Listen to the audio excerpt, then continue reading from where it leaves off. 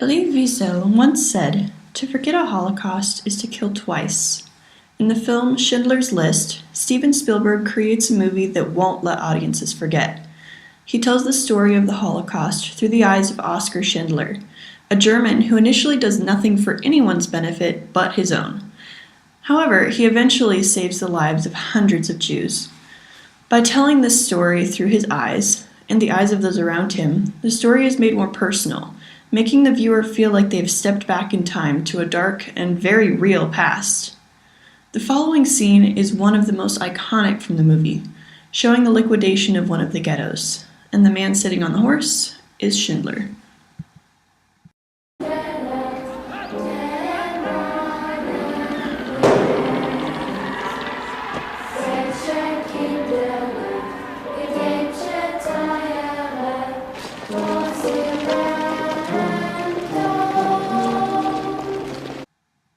Although it is not shown in this clip, there are actually a few heartwarming and even funny moments in the film.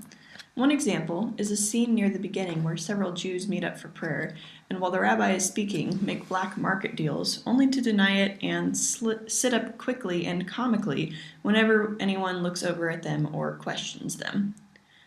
Perhaps it is this duality that makes this film so great.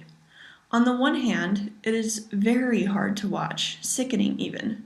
On the other, it is engaging and even has bits of humor at times. Spielberg knows just how much of Schindler to show and develop him as a character throughout the movie, creating a journey which holds the viewer's attention throughout the lengthy film. However, the most important part of the film and its main message is not lost by putting so much emphasis on one main character. Instead, his journey is used as a vehicle to show the atrocities of the Holocaust in a very personal way. Although Schindler's List is now regarded as one of the greats, it had many roadblocks and bumps in its journey to the theater. Spielberg himself even admitted that this film was entirely different from anything he had ever done before. So different, in fact, that he waited for years to actually create it, even though he had already secured the rights to it. Many people were skeptical that the creator of an entertainment movies such as Jaws and E.T. could actually create something as serious as Schindler's List and not completely mess it up. In addition, Schindler's List was a low-budget film, as no studio wanted to spend fortunes on a film that would likely not be a moneymaker. From before filming even began, everything had to be budgeted precisely and carefully planned. Even with this limitation, Schindler's List used massive sets, often comprised of whole buildings, multiple whole buildings, and it was mostly filmed in Poland. Not only that, but Spielberg did something very risky. Rather than shoot in full color, he shot completely in black and white, except for a few scenes. The opening, which shows a flame of a candle in color, while the rest of the scene remains black and white.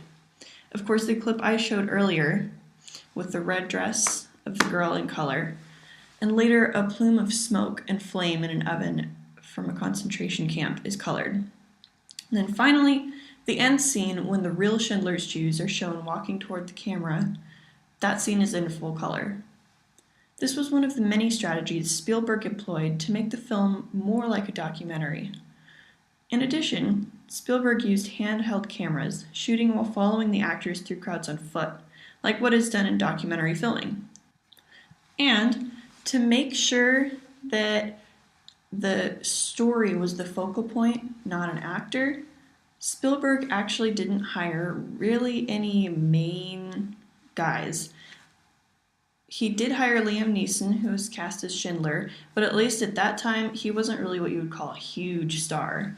Ben Kingsley was actually the only person who was. In addition, Spielberg liked to fill up his frames with huge groups of people, helping the enormity of the event really sink in. And this actually wasn't common of a lot of documentaries of those events, as they usually featured a lot smaller crowds. So although I didn't feel like I was watching the History Channel, in many ways, the film is like a particularly engaging documentary, which makes it, in my opinion, all the stronger. The film truly feels like it is reliving history, rather than telling stories about a made-up character inspired by a distant event. The film ties together believable and interesting characters and gives us a story of hope amidst so much tragedy, but it doesn't neglect the millions of lives lost. We aren't so caught up with our main character that we forget about the millions of others who died, as so often happens with films set in wartime, but instead are brutally confronted with the reality and left feeling empty for hours after the curtains close. While this isn't what I generally hope to feel after visiting the cinema, with a film about the Holocaust, it would have been disrespectful to treat it any other way.